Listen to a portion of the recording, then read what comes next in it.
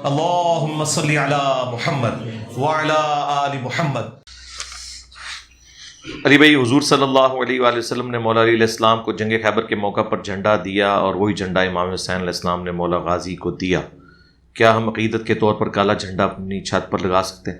جی لگا لیجئے گا جب آپ کی باری آئے گی، یعنی جب آپ کو امام مہدی علیہ السلام جھنڈا دیں گے کہ آپ میدان جنگ ہیں اور لڑو، تو وہ جھنڈا لگا لیجئے گا۔ یہ دونوں واقعات آپ نے میدان جنگ کے کوٹ کیے ہیں، حالت امن کے جھنڈے نہیں ہیں۔ اور یہ حالت امن کا جو کالا جھنڈا ہے نا، یہ بہت خطرناک ہے۔ آپ کو پتہ ہے کہ شیعہ کا پہلے جھنڈا سرخ ہوتا تھا، اور جب تک ان کا جھنڈا سرخ رہا وہ انقلابی بھی رہے۔ جب سے یہ کالا جھنڈا ہوا ہے نا، بس وہ رونے دھونے تک ہی رہ گئے۔ یہ غم کی علامت کے طور پہ انہوں نے بنا دیا ہوا ہے نا۔ تو یہ کالا جھنڈا میدان جنگ میں درست ہے، عام حالت میں نہ۔ یہ پنجے لگانے آپ نے، پنجے تو خیر ویسے ہی درست نہیں ہے۔ اگر کوئی پنجا ہوتا تو مولا علی نے کوفے کی مسجد میں رسول اللہ کا پنجا لگایا ہوتا، جو قرآن میں آیا ہے کہ نبی کے ہاتھوں پر اللہ کا ہاتھ تھا حدیبیہ کے موقع کے اوپر۔ تو اگر رسول اللہ کا پنجا نہیں کوئی لگا سکتا تو بعد میں کسی کا پنجا نہیں لگا سکتے۔ علی بھائی، میرے تایا ابو کی اولاد نہیں تھی، میرے ابو نے ایک بیٹا اور بیٹی میرے تایا ابو کو دے دیا۔ اب وہ دونوں میرے ابو کی جائیداد کے وارث ہیں؟ جی وارث ہیں، کیونکہ حقیقی اولاد ہے نا وہ، اور اس میں باپ کا نام بھی چینج نہیں آپ کر سکتے۔ بخاری مسلم میں حدیث ہے، جس نے اپنے باپ کا نام بدل دیا اس پہ جنت حرام ہے۔ اور ایک حدیث بخاری مسلم کی کہ اس پہ اللہ کی لعنت، فرشتوں کی لعنت اور تمام لعنت کرنے والوں کی لعنت۔ حقیقی باپ وہی رہے گا۔ ولدیت میں آپ نے نام اسی باپ کا لکھوانا ہے جس کی حقیقی آپ اولاد ہیں۔ ہاں، جو آپ کی پرورش کر رہا ہے آپ سرپرست کے خانے میں اسے ڈالیں کہ وہ گارڈین کے طور پہ، لیکن جو والد ہے نا وہ وہی رہے گا، چونکہ والد وہ ہے لہذا اس کا وارث وہ بنے گا۔ البتہ جو لے پالک بچہ ہے، جن میاں بیوی نے وہ بچہ لیا ہوا ہے، ان کی جائیداد کا وارث وہ بچہ نہیں بن سکتا۔ اب اگر وہ چاہتے ہیں کہ اپنے اس بچے کو جن کو انہوں نے پالا ہے اس سے کوئی جائیداد میں سے حصہ دیں، تو وہ اپنی زندگی میں گفٹ کے طور پر کچھ دے سکتے ہیں، یا مرنے کے بعد کے لیے وصیت لکھوا سکتے ہیں، لیکن وہ بھی 1/3 مال سے زیادہ نہیں۔ اس کے لیے آپ میری ویڈیو وراثت کے احکام، اسی طریقے سے وصیت کیا ہوتا ہے، حبہ کیا ہوتا ہے، یعنی یہ تحفہ، وصیت اور وراثت، یہ 3 ٹرمنالوجیز۔ تو اب یہ اس کیس میں وہ جو تایا ہے نا ان کا، اس کی جائیداد کے تو وارث نہیں ہوں گے، لیکن اپنے حقیقی والد کی جائیداد کے وارث ہوں گے۔ اب اگر نام ہی چینج کر لیا ہوا ہے تو قانونی طور پہ تو ظاہر ہے وہ پھر تایا کا وارث بنے گی اولاد، اور اپنے حقیقی ماں باپ کی وراثت سے محروم ہو جائے گی، لیکن یہ ہوگا غلط۔ اب یہ غلط آپ نے کیا، اس کا علاج میرے پاس کوئی نہیں ہے۔ اس کو چینج کروا سکتے ہیں تو کروائیں۔ میرے بہت سے 2 شیعہ ہیں، 3 نمازوں میں علی ولی اللہ پڑھتے ہیں۔ میں بھی اس محلے میں ریسرچ کر رہا ہوں۔ غلط کر رہے ہیں، یہ جاہل قسم کے کوئی شیعہ ہیں۔ ان کی نماز کی جو کتابیں اس میں نہیں لکھا، بلکہ ان کے کئی علماء نے رد کیا اس حوالے سے۔ اب جوہلا اگر یہ حرکتیں کر رہے ہیں تو یہ انہی جوہلا کی مانند ہے، جیسے نماز غوثیہ پڑھنے والے بھی تو بریلویوں میں موجود ہیں۔ تو ان کو ہم یہی بتائیں گے کہ نماز غوثیہ تو شیخ عبدالقادر جیلانی کو خود نہیں پتا تھی، آپ نے کہاں سے نکال لی ہے؟ کیا قرآن مخلوق ہے؟ نہیں جی، قرآن مخلوق نہیں ہے۔ اس پہ اجماع امت ہے کہ قرآن اللہ کی صفت ہے اور کلام ہے۔ کلام اللہ کہا گیا سورہ توبہ میں اسے۔ کلام متکلم کی صفت ہوتا ہے، یعنی بولنے والے کی خصوصیت ہوتی ہے کلام۔ چونکہ اللہ غیر مخلوق ہے تو اس کی صفات بھی غیر مخلوق ہوں گی۔ اس کی صفات عین ذات تو نہیں ہے، لیکن اس کی ذات سے جدا بھی نہیں ہے۔ اب یہ ایک ٹیکنیکل منطق کی بحثیں ہیں، علم الکلام کی بحثیں ہیں۔ عام بندے کے لیے یہی چیز کافی ہے کہ قرآن اللہ کا کلام ہے۔ البتہ یہ جو مصحف میرے ہاتھ میں ہے تو ظاہر ہے کہ یہ طٰہٰ یاسین ایک رائٹر ہیں دمشق کے، شام کے، انہوں نے لکھا تھا، سعودیہ والوں نے ان سے لکھوایا تھا، جس کے ہر صفحے کے اوپر آیت مکمل ہوتی ہے۔ تو یہ مصحف جو ہے، اس کا گتا، یہ کاغذ، یہ سب مخلوق ہی ہیں۔ اس کے اوپر جو سیاہی ہے وہ بھی مخلوق ہے، کریٹڈ ہے۔ لیکن جو کچھ لکھا گیا ہے، بل ہوا قرآن مجید فی لوح محفوظ، وہ غیر مخلوق ہے۔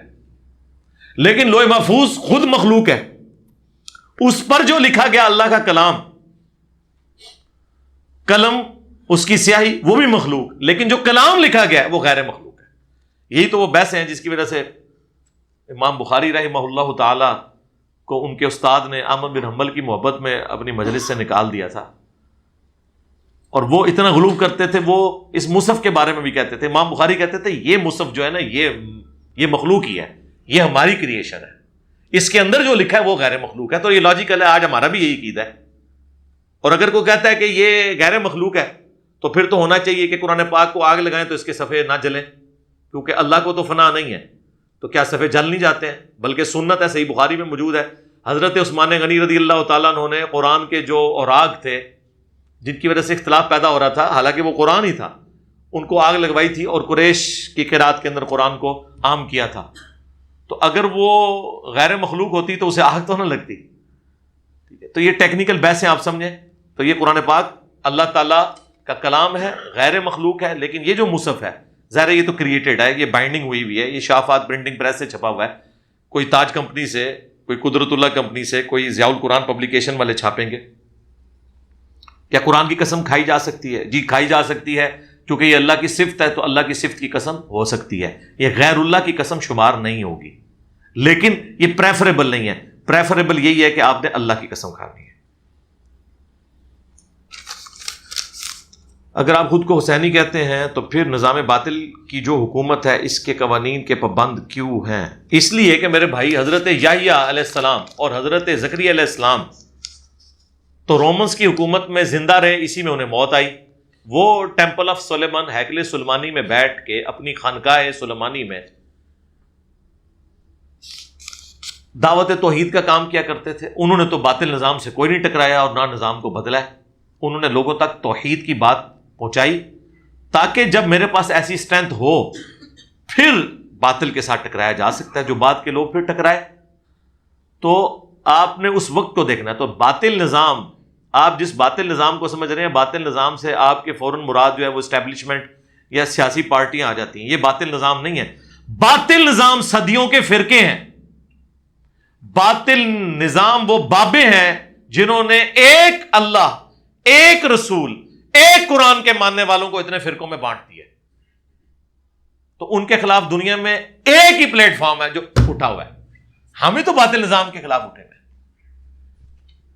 جب امت نماز نہ پڑھے، جب امت کی توحید ٹھیک نہ ہو، اس کو اسلامی نظام دے کے آپ نے کیا کرنا ہے؟ کیا بریلوی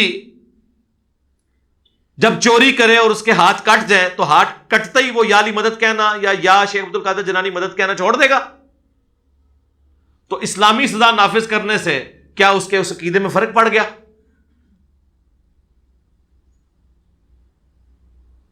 کیا اہل حدیث کے جب ہاتھ کٹیں گے چوری کرنے پہ تو اس کے بعد وہ ناسبیت چھوڑ دے گا اور وہ مولا علی کا ماننے والا ہو جائے گا؟ عقیدے کی تطہیر جو ہے وہ نیریٹو سے، ڈاکٹرن سے، بیانیے سے، قرآن و سنت کے دلائل سے ہوتی ہے، نظام بدلنے سے کچھ نہیں ہوگا۔ میرے بھائی کتنی سٹرانگ فوج ہے آپ کی، اس فوج کا ہیڈ کوئی آپ لا کے کٹر قسم کا سلفی وہابی بٹھا دیں، ایک دربار نہیں توڑ کے بتا سکتا پاکستان کا، چمڑی اتار کے رکھ دیں گے۔ یہ اس وقت جو پریزنٹ آرمی چیف ہیں، ان کے بارے میں پروپیگنڈا نہیں ہوا کہ یہ قادیانی ہے، راتوں رات ٹکٹ کٹا کے عمرے کے لیے پہنچے، وہاں سے جا کے انہوں نے اپنی تصویریں شیئر کروائی تھی اور گلی محلے کے مولویوں کو ملا کے اپنے گھر میں محفل میلاد کروائی۔ اس سے بڑھ کے اسمبلی کے اجلاس میں انگوٹھے چومے تاکہ بریلوی ڈگری دے دیں، اور دے دی انہوں نے۔ حنیف قریشی صاحب نے فخریہ بتایا جی وہ جب اسمبلی کا اجلاس ہو رہا تھا تو بھاجپا صاحب نے انگوٹھے چوم لیے۔ یار اگر بریلوی انگوٹھے چومنے کے اوپر شرک چھوڑنے کے لیے تیار ہے تو میں بھی انگوٹھے چوم لیتا ہوں یار۔ اصل مسئلہ ہمارا آپ کے ساتھ وہ ہے، ہم آپ کے اوپر کوئی اعتراض نہیں کرتے۔ آپ کی ذرا فقہ کی کتاب، اعتراض ہمارا دیوبندیوں پہ ہے کہ چونکہ فقہ کی کتاب دیوبندیوں کی اور بریلویوں کی ایک ہے، فتاوی شامی، در مختار کے اوپر حاشیہ رد المختار، اس میں لکھا ہوا ہے کہ رسول اللہ کے نام کے اوپر انگوٹھے چومے جائیں۔ تو ہم دیوبندیوں پہ ضرور اعتراض کرتے ہیں کہ آپ حنفیت میں ڈنڈی مار رہے ہیں، آپ کو انگوٹھے چومنے چاہیے۔ تو کہتے ہیں نہیں یہ حدیث ٹھیک نہیں ہے۔ تو سرکار فضائل مال میں تو کتنی حدیثیں ٹھیک نہیں ہیں. تو اڈی ٹھیک نہ ہونے تے تسی درس دیو, بریلوی نہیں ٹھیک نہ ہونے تے بدعت بن جان. علی بھائی ناسبی عالم کہتے ہیں کہ مولا علی علیہ السلام اہل بیت میں سے نہیں, ان کو نبی علیہ السلام نے دعا سے مانگا تھا. نہیں, اہل بیت میں آتے ہیں, اہل بیت میں نہیں ہے. صحیح مسلم میں جو حدیث ہے غدیر خم کی, قرآن اور اہل بیت اوپر تلے 4 احادیث ہے, 6225 سے لے کے 6228 تک. اس کے اینڈ پہ زید ابن ارقم جو صحابی ہیں, جب ان سے پوچھا گیا کہ یہ اہل البیت کون ہے, تو انہوں نے کیا فرمایا تھا کہ اہل البیت سے مراد نبی علیہ السلام کے خاندان کے لوگ ہیں, دودھ کے رشتے کے لوگ ہیں, خون کے رشتے کے لوگ ہیں. اور پھر انہوں نے گنوایا آل علی, آل عقیل, آل عباس اور آل جعفر. یہ بھی سارے اہل بیت ہیں اور ان کی اولادیں بھی اہل بیت ہیں. ان کے اوپر صدقہ اور خیرات اور زکوٰۃ حرام ہے. پھر وہ تابعین یہ پوچھتے ہیں کہ کیا نبی کی بیویاں اہل بیت نہیں ہیں؟ تو وہ کہتے ہیں کہ نبی کی بیویاں بھی اہل بیت ہیں, لیکن نبی علیہ السلام نے قرآن اور اہل بیت میں جن اہل البیت کو مراد لیا ہے اس سے مراد نبی کی بیویاں نہیں ہیں, بلکہ آل عقیل, آل علی, آل جعفر اور آل عباس ہیں. اور پھر یہاں تک زید ابن ارقم نے فرمایا کہ بیوی اہل بیت کیسے ہو سکتی ہے, کیونکہ بیوی ایک زندگی کا کچھ حصہ ایک مرد کے ساتھ گزارتی ہے, جب وہ مرد اسے طلاق دے دیتا ہے تو وہ اپنے گھر والوں کے پاس یعنی اپنے ماں باپ کے پاس واپس آ جاتی ہے. اس کے وہ ماں باپ اس کے اہل بیت وہ ہوتے ہیں. یعنی ایک جنرل انہوں نے مرد کے بارے میں بات کی, اس لیول تک سمجھایا کہ اگر بالفرض حضور کسی بیوی کو طلاق دے دیتے اور وہ اپنے گھر والوں میں واپس چلی جاتی تو وہ حضور کی اہل بیت نہ رہتی. مجھے بتائیں, ہم جو نبی کی بیویوں کو اہل بیت مان رہے ہیں, کیوں؟ حضور کی بیوی ہونے کی وجہ سے. ورنہ اگر حضور کسی بیوی کو طلاق دے دے تو اہل بیت باقی رہتی ہے؟ نہیں. لیکن جو حضور کی اولاد ہے نا اور خاندان کے لوگ ہیں, اگر وہ اہل قبلہ اور اہل کلمہ اور کلمہ گو مسلمان ہیں تو وہ ہمیشہ ہی اہل بیت ہیں, کیونکہ خونی رشتے تو آپ ختم نہیں کر سکتے, بیوی کا رشتہ تو آپ کسی وقت ختم کر سکتے ہیں. حالانکہ حضور نے ایسا نہیں کیا, شکر الحمدللہ, حضور کی جتنی بیویاں ہماری مائیں اور اہل البیت میں سے ہیں. لیکن زید ابن ارقم نے بالکل نچلے لیول پہ آ کے سمجھایا کہ بیوی اس لیول کی اہل بیت نہیں ہو سکتی, کیونکہ بیوی کے اہل بیت ہونے کا رشتہ اسی وقت تک ہے جب تک کہ وہ نبی کے عقد میں ہے. اگر عقد سے نکل گئی تو سیدہ عائشہ کو خدا نہ خواستہ اگر رسول اللہ طلاق دیتے تو بنو تیم سے تھیں, وہ ایک بنو تمیم ہے ایک بنو تیم ہے. سیدہ حفصہ بنو عدی سے تھیں, حضرت عمر کی بیٹی, تو وہ اہل البیت میں سے تو نہیں نا, بنو ہاشم میں تو نہیں آتی. اگر خدا نہ خواستہ طلاق دے دیتے تو حضور کے رشتے کی وجہ سے وہ اہل البیت ہیں, اور وہ رشتہ ٹیمپرری رشتہ تھا اس وقت. اب ہم آج کی ڈیٹ میں کہہ سکتے ہیں کہ پرماننٹ ہے, کیونکہ حضور نے اپنی بیویوں کو طلاق نہیں دی. ویسے قرآن میں آیا کہ اے نبی جب اپنی بیویوں کو طلاق دو تو عدت کے دن شمار کر لو, لیکن ایسا ہوا نہیں ہے, کیونکہ جن عورتوں نے حضور کے لیے یہ قربانی دی کہ وہ امت کی مائیں بنی اور حضور کے بعد انہوں نے بغیر خامند کے زندگی گزارنی تھی, تو دیکھا جائے تو بہت بڑی قربانی ہے ان کی. سیدہ عائشہ 18 سال کی عمر میں بیوہ ہوئی ہیں. 18 سال ایک بچیوں والی عمر ہے. چلے غامدی صاحب والی مان لیں تو 28 سال. تو آج کل تو 28 سال کی عمر میں بچیوں کی شادیاں ہو رہی ہیں. ایک بچی 28 سال کی عمر میں بیوہ ہوئی ہے اور 47 سال تک وہ بغیر خامند کے زندگی گزار رہی ہے ایک حجرے کے اندر. تو ایک زندگی میں بہت بڑی قربانی اس نے دی ہے, اس حال میں کہ اس کی اولاد بھی کوئی نہیں ہے. ورنہ تو عورت خامند کے بغیر اولاد کے ساتھ اپنی زندگی گزار لیتی ہے اکیلے. جب اتنی بڑی قربانی دی ہے تو پھر ظاہر ہے, پھر عمار بن یاسر نے جنگ جمل پہ ہمیں تو نہیں کہہ دیا کہ عائشہ دنیا اور آخرت میں تمہارے نبی کی بیوی ہے, جنت میں رسول اللہ کی بیوی ہے. لیکن اللہ نے تمہیں آزمایا کہ تم عائشہ کی اطاعت کرتے ہو یا اللہ کی اطاعت. یعنی اس جنگ کے معاملے میں حضرت علی کا ساتھ دینا, اللہ کی اطاعت کرنا ہے. لیکن حضرت عائشہ کا مرتبہ کم نہیں ہوا, وہ دنیا اور آخرت میں تمہارے نبی کی بیوی ہیں, اور ظاہر ہماری ماں ہے رضی اللہ تعالی عنہا وسلام اللہ علیہا. تو باقی تو میں نے اس کے اوپر کافی دفعہ ویڈیوز ریکارڈ کروائی ہوئی ہیں. وہ چادر والی حدیث تو اما عائشہ نے روایت کی ہے نا, صحیح مسلم کی, کہ نبی علیہ السلام کالی منقش چادر اوڑھے ہوئے اس حال میں اپنے گھر سے برآمد ہوئے، جو کالی کملی بھی ہم اس کے لیے نعتوں میں استعمال کرتے ہیں، کہ حسن ابن علی آئے، رسول اللہ نے انہیں اپنے چادر کے نیچے لیا، پھر حسین ابن علی، پھر سیدہ فاطمہ اور مولا علی، پھر آپ نے وہ آیت تلاوت کی انما یرید اللہ لیذھب عنکم الرجس اہل البیت ویطہرکم تطہیرا۔ اے نبی کے گھر والو، اللہ تو چاہتا ہے تم سے ہر طرح کی ناپاکی دور کر دے اور تمہیں خوب صاف ستھرا کر دے۔ یہ اماں عائشہ نے یہ حدیث روایت کی ہے کہ یہ آیت سورۃ الاحزاب کی 33 جو تعویل خاص کے اعتبار سے تو نبی کی بیویوں کے بارے میں تھی، نبی علیہ السلام نے اس کو امپلیمنٹ کیا ہے اپنے اہل البیت، وہ 5 تن پاک نبی علیہ السلام اور ساتھ ان کے 4 اور اس کے اوپر۔ اور پھر جو مسلم کی حدیث ہے جو سعد ابن ابی وقاص نے امیر شام کو ڈانٹا تھا جب سب و شتم کا انہوں نے کہا، تو انہوں نے کہا علی کے بارے میں نے وہ کچھ رسول اللہ سے سن رکھا ہے کہ مجھے ان 3 میں سے ایک فضیلت بھی مل جاتی تو سرخ اونٹوں سے بہتر تھی، میں علی پر کبھی سب نہیں کروں گا۔ اور سب کا ترجمہ صحیح مسلم میں ہی ہے 6229، لعن اللہ ابا التراب، حضرت علی پہ لعنت کروایا کرتے تھے بنو امیہ کے لوگ، نعوذ باللہ۔ اور اس میں انہوں نے پہلی فضیلت بیان کی کہ غزوہ تبوک کے موقع پر فرمایا تھا کہ علی کی میرے ساتھ وہی نسبت ہے جو ہارون کی موسیٰ کے ساتھ، مگر میرے بعد کوئی نبی نہیں۔ غزوہ خیبر کے موقع پر فرمایا تھا میں اس شخص کے ہاتھ میں جھنڈا دوں گا جو اللہ اور اس کے رسول سے محبت کرتا ہے اور اللہ اور اس کا رسول اس سے محبت کرتے ہیں، اس سے بڑی بات۔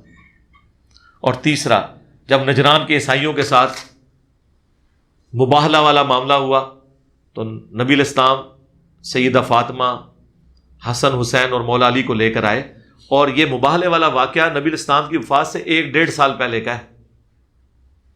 کئی بیویاں آپ کی زندہ تھیں، لیکن قرآن میں تو آیا کہ اپنی عورتوں کو لے آؤ، ہم بھی اپنی عورتوں کو لے آتے ہیں۔ تو نہ سیدہ عائشہ کو حضور لے کے نکلے، نہ سیدہ حفصہ کو، کس کو لے کے نکلے؟ سیدہ فاطمہ کو، اپنی بیٹی کو۔ باقی 3 بیٹیاں فوت ہو چکی تھیں۔ وہ جو شیعہ کہتے ہیں باقی بیٹیاں کیوں نہیں آئیں، اور سرکار تھوڑا علم بھی حاصل کر لو، باقی بیٹیاں فوت ہو چکی تھیں اس لیے نہیں آئی تھی، بیٹی ایک ہی تھی جو بچی ہوئی تھی، مولا علی کو لے کے، حسن حسین کو لے کے آئے۔ اور پھر حضرت سعد ابن ابی وقاص نے کہا کہ حضور نے فرمایا تھا اللہم ہؤلاء اہل بیتی، تو سعد ابن ابی وقاص جنتی صحابی 10 مبشرہ میں سے، حضور کے ماموں رشتے میں، فاتح ایران، پرشین امپائر گرانے والے، وہ کہہ رہے ہیں کہ معاویہ رضی اللہ تعالیٰ عنہ، ہم تو احترام سے ہی نام لیں گے، ان 3 فضیلتوں میں سے مجھے ایک بھی مل جائے نا تو میرے لیے بہت ہیں، اور علی کو تو تینوں فضیلتیں علی کو ہی ملی ہوئی ہیں۔ تو وہاں پہ بھی اہل بیت کے الفاظ ہے کہ یہ میرے اہل بیت ہیں۔ وہاں حضور نے فرق کر دیا پھر کہ حضور اہل بیت کی جب بات کرتے ہیں کہ میں اپنے اہل بیت کے معاملے میں تمہیں اللہ کا خوف دلاتا ہوں، صحیح مسلم میں قرآن اور اہل بیت 2 بھاری چیزیں، تو یہاں اہل البیت سے مراد حضور کے خاندان کے لوگ ہیں، کیونکہ حضور کو بتایا گیا تھا کہ آپ کی وفات کے بعد آپ کے جو عاشقان رسول ہیں نا، جو کہتے ہیں کہ عشق رسول میں موت بھی قبول ہے، غلامی رسول میں موت بھی قبول ہے، یہ آپ کے بچوں کو ذبح کریں گے اور آپ کو قبر میں اترے صرف 50 سال گزریں گے، یہ آپ کی نسل بھی ختم کر دیں گے، الا یہ کہ اللہ جو بچائے گا، وہ تو اللہ کا وعدہ ہے، ان شانیک هو الابتر۔ وہ چند لوگ بچے تھے، آج پوری دنیا میں بنو ہاشم موجود ہے، لیکن دنیا میں کوئی شخص نہیں ہے جو اپنے نام کے ساتھ الاموی لکھتا ہو۔ بنو امیہ کو اللہ نے ختم کر دیا، بنو ہاشم باقی ہے۔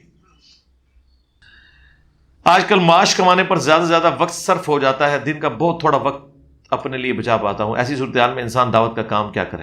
ٹھیک ہے میرے بھائی، آپ یہ کام کریں کہ آپ اپنے بیوی بچوں کے اوپر محنت کر لیں، ٹھیک ہے، اور جب کبھی کوئی چھٹی کے دن آئیں ان کو آپ یوٹیلائز کر لیں۔ دعوت کے حوالے سے ہر بندہ تو ظاہر ہے کہ اس کو اللہ نے حالات و واقعات ایسے نہیں دیے۔ آپ مجھے دیکھ لیں، میں نے آلموسٹ یعنی 8-10 سال تقریباً مجھے جاب کے ساتھ پیرلل میں یہ سارا کام کرنا پڑا ہے۔ میں 2 دن کے لیے گھر آتا تھا، بیوی بچے بھی میرے ادھر جیلم میں، وہاں تو میں بیچلر رہتا تھا، وہاں بیوی بچے میرے ساتھ ہوتے تو میں تو ان کی ضروریات ہی پوری کرتا۔ وہ تو میرے ماں باپ کی مہربانی ہے کہ وہ بھی ادھر تھے، میرے بچے بھی ان کے پاس، تو وہ میرے سارے معاملات وہ دیکھتے رہے پیچھے سے، تو پھر مجھے ٹائم بہت مل جاتا تھا۔ لوگ کہتے تھے انجینئر صاحب کس طرح یہ سب کچھ کرتے ہیں. بھئی میں 5 بجے دفتر سے چھٹی کر کے یہی کام ہی کرتا تھا. جب بیوی بچے آپ کے پاس نہ ہوں, آپ بیچلر ہوں اور 5 بجے آپ دفتر سے واپس آ جائیں, تو آپ لوگوں کے لیے تو کرنے کو اور کام, میں نے کوک بھی رکھا ہوا تھا, مجھے کھانے کی بھی کوئی پریشانی نہیں ہوتی تھی. زیادہ تر کبھی میں تندور پہ روٹیاں لگوانے خود چلا جاتا تھا, میں تندور کی روٹی بڑے شوق سے کھاتا ہوں. تو کوک کہتا سر جی روٹیاں آپ لو آ کے لے آؤ, میں ویسے ہانڈی پکاواں گا, تو میں روٹی لگوانے کے لیے چلا جاتا تھا, وہی 15-20 منٹ. ادروائز باقی میرا ساری کی ساری ایفرٹ, وہ سارے مسئلہ نمبر میرے جو 200 ریکارڈ ہوئے ہیں وہ سارے جاب کے دوران ہوئے ہیں.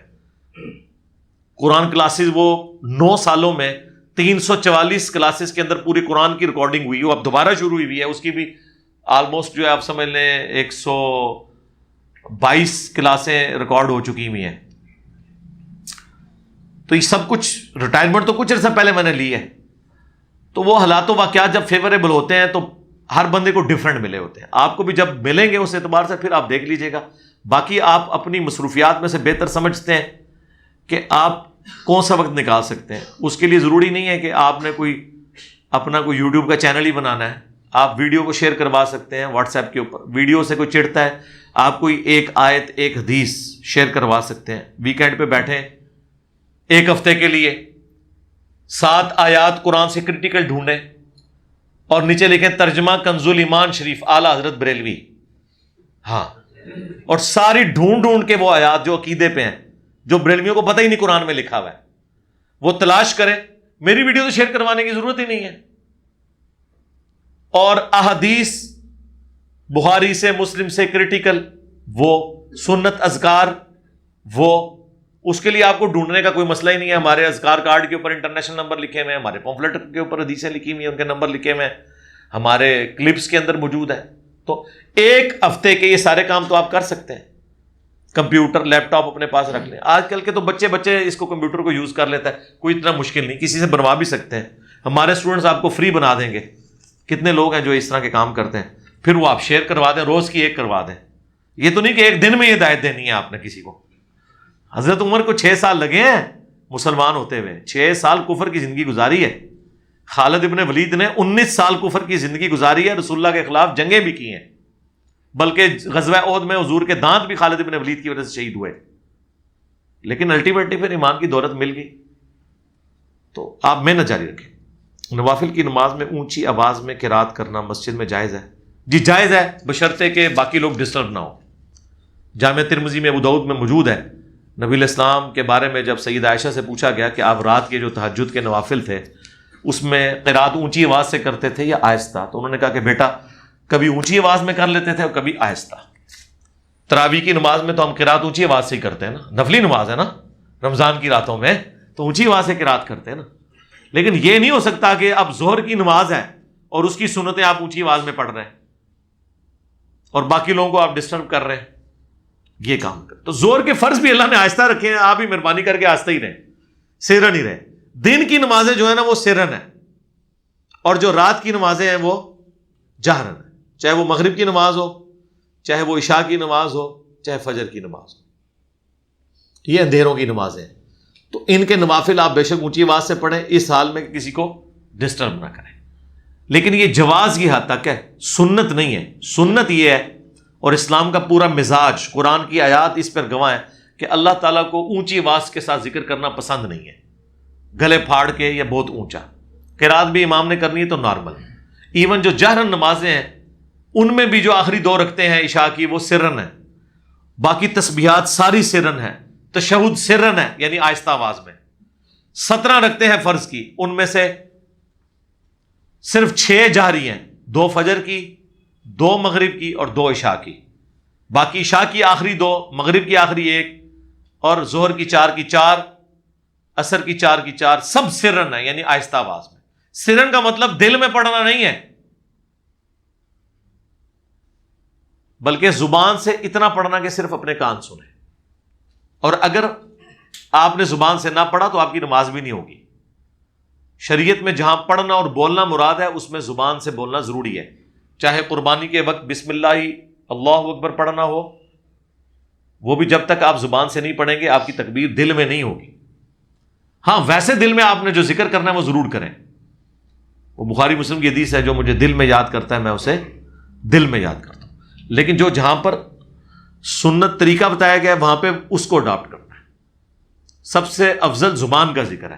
بخاری میں تعلیقاً یہ روایت ہے، ابن ماجہ میں پوری سند ہے کہ میں اپنے بندے کے ساتھ ہوتا ہوں جب اس کے ہونٹ میرے ذکر کی وجہ سے ہل رہے ہوتے ہیں۔ اللہ تعالیٰ کو یہ پسند ہے کہ زبان سے یاد کیا جائے، کیونکہ زبان سے جب آپ یاد کرتے ہیں آپ کی زبان بھی ذکر میں شامل ہوتی ہے، آپ کے ہونٹ بھی شامل ہوتے ہیں، آپ کا دل بھی شامل ہوتا ہے، آپ کی توجہ بھی ہوتی ہے، آپ کی آواز بھی شامل ہوتی ہے۔ کیا رسول اللہ صلی اللہ علیہ وآلہ وسلم کے نام مبارک پر ہاتھ سے انگوٹھے چومنا سنت ہے یا بدعت ہے؟ یار یہ جھوٹی روایت ہے، یہ موضوعات کے اندر محدثین نے نقل کی، یہ گھڑی ہوئی حدیث ہے، بریلوی بھی مانتے ہیں، لیکن وہ کہتے ہیں ہم فضیلت میں لے رہے ہیں۔ اور پھر فقہ حنفی کی جو کتاب ہے فتاوی شامی، رد المختار، در مختار کے اوپر حاشیہ ابن عابدین شامی کا، جسے دیوبندی بھی مانتے ہیں، اس میں بھی لکھا ہوا ہے۔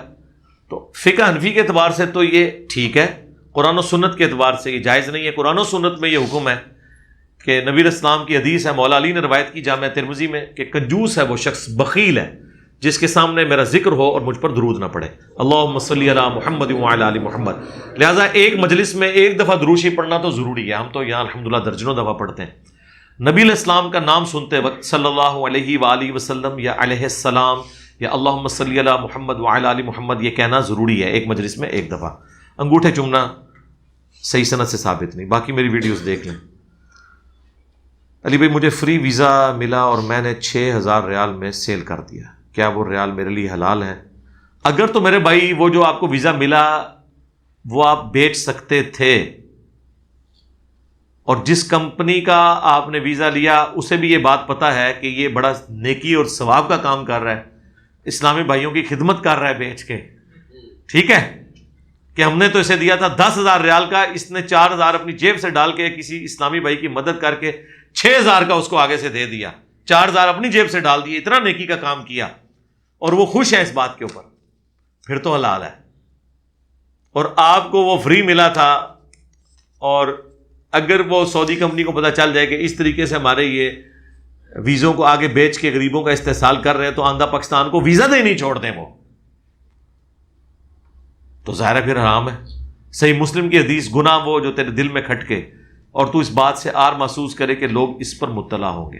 اچھا، اس طرح کی جتنی باتیں ہیں ان کے بارے میں وہ ایک کامن حدیث ہے ترمذی میں، حسن بن علی کہتے ہیں مجھے نبی علیہ السلام نے وصیت کی تھی کہ جو چیز تمہیں شک میں ڈال دے تم اسے چھوڑ دو، سچائی اطمینان عطا کرتی ہے اور جو جھوٹ ہے وہ بے سکونی انسان کو دیتا ہے۔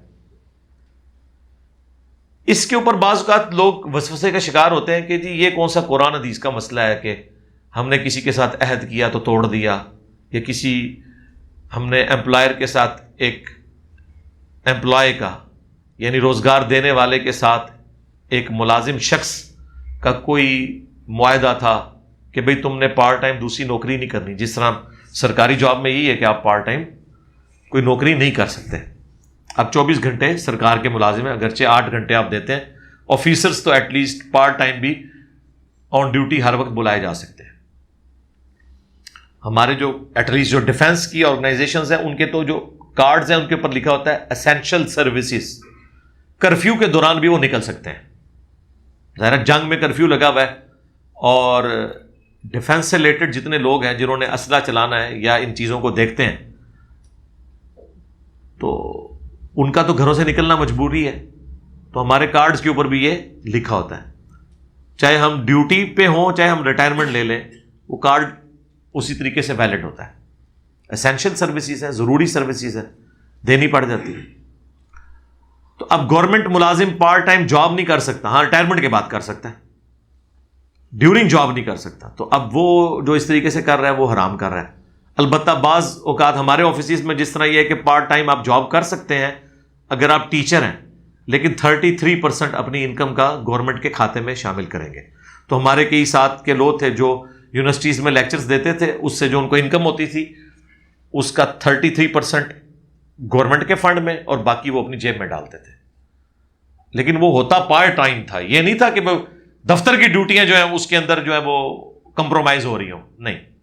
تو یہ معاملات الگ ہیں۔ تو ان ساری باتوں کے اوپر یہ کہنا کہ جی یہ کوئی قرآن و حدیث نہیں، سرکار قرآن و حدیث ہے۔ سورہ بنی اسرائیل میں جو اللہ تعالیٰ نے 10 کمانڈمنٹس نازل فرمائی ہیں ان میں سے ایک کمانڈ یہ ہے وَأَوْفُوا بِالْعَهْدِ، اور عہد کو پورا کرو بے شک عہد کے بارے میں تم سے سوال ہوگا قیامت کے دن. اور مسند احمد کی حدیث کہ نبی صلی اللہ علیہ وآلہ وسلم نے فرمایا جو شخص اپنا عہد پورا نہیں کرتا اس کا کوئی دین نہیں ہے. اور بخاری اور مسلم دونوں میں حدیث کے منافق کی 4 نشانیاں ہیں، چاروں پائی جاتی ہوں تو پکا منافق ہے، ایک بھی پائی جاتی ہو تو کسی نہ کسی درجے نفاق کے اوپر وہ ہے. اس میں بات کرے گا تو جھوٹ بولے گا، عہد کرے گا توڑ دے گا، جھگڑا ہوگا تو گالی گلوچ کے اوپر اتر آئے گا. اور یہ آپ کو اکثر لوگوں میں نظر آتا ہے، لیکن ہم انہیں کیا کہتے ہیں؟ یہ اعتقاداً منافق نہیں ہے، یہ عملاً منافق ہے. عقیدے میں یہ لوگ مسلمان ہی ہیں.